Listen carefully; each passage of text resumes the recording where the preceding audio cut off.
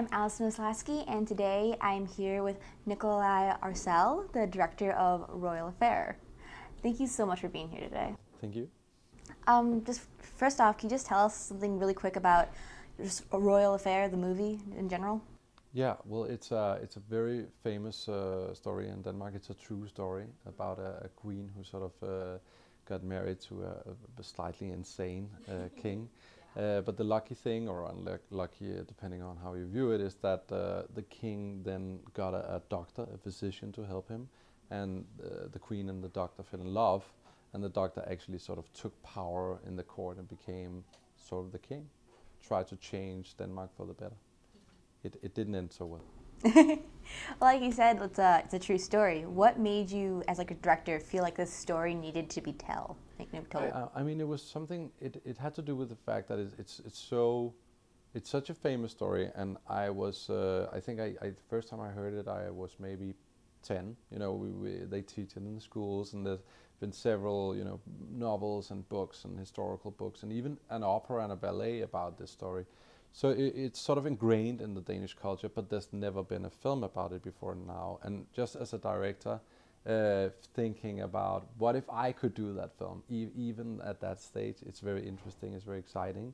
And then when I started to do the actual research, I found out, it's such a great story. It's not just a good story. There's so many elements to it. There's the political element, there's the love story, there's the crazy king. There's all these. So it's fascinating. I mean, it's actually fascinating to me why the story hasn't been done before now. Right. Throughout your research, did you have like a favorite fact you learned, favorite part of just finding out about these people and their lives? Like, what interests you the most?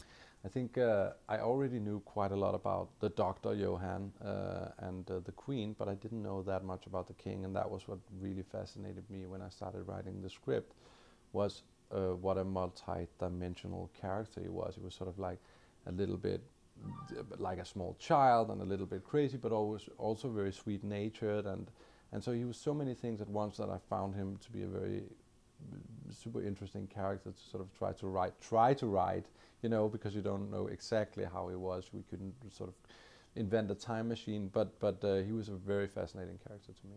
Extremely. Like, the actor you chose to play Christian was phenomenal. Like, he was very gripping. How did you, to go about casting these people? Because all the main characters really did their parts so well. Thank you so much. Well, actually, it's a really good story with the guy who plays Christian, because he had never done anything before. He was still in he was in acting school when we found him, sort of an aspiring actor, and he hadn't done anything. Wow. So we said, do you want to play this huge part, this huge film? Like, I don't know, he was a little bit nervous about it because he could really fall on his feet, he could go very wrong. But I think one of the reasons why he portrays the king so well is that he has this rawness and freshness.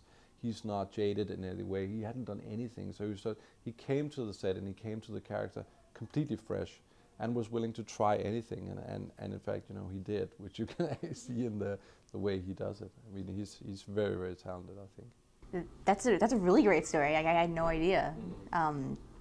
But also another question I have for you is, because it's more of a historical piece, like, was there any like real big struggles you were to get the accuracy of it down, Yeah, I think it's always hard to, especially when you do a Danish film, and Danish films usually don't have big budgets. We have very small budgets. I mean, this was a $6 or $7 million film, which is not a lot for this type of film, and you really have to sort of figure out, you have to be very imaginative in terms of how are you going to shoot it, how are you even going to get all these big, costumes and horses and sets and all that. So it was a very, it was a tough film to make in many ways, but also very fun, because it was like a little bit of a dream film for a director, all these fantastic locations and the costumes and the hair and the big passionate love, so everything was very sort of, it was quite interesting to do this. This is Denmark's foreign language submission, correct? How do you feel about that? That's incredible. Nervous and slightly, it's daunting, but then again, there's nothing really I can do about it. I can't do anything. I'm very honored to be the one that Denmark selected, of course. And then let's see what happens. Who knows? I mean, there's so many great. I think there's 70 films or something coming into the academy from various countries, and I'm sure there are a lot of good ones. Being on set, you said it was really fun. Do you have any like really great memories that you had? Any like fun stories that just happened on set? Because it just looked, even though it's a very serious drama, it looked fun to be a part of. We had a lot of fun. I think one of the most fun nights we had was there was a specific night where we had the next day off when me and Mads Mikkelsen, we really wanted to go out and have some beers, you know, and relax a little bit because we've been working so hard. But then the shooting just got delayed, and we ended up shooting it well into the night.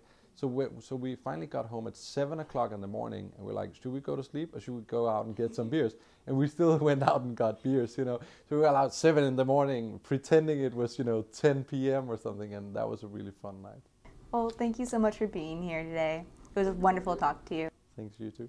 And check out more things we have on Price of Admission on our Tumblr and on our Twitter and on our Facebook page and on YouTube.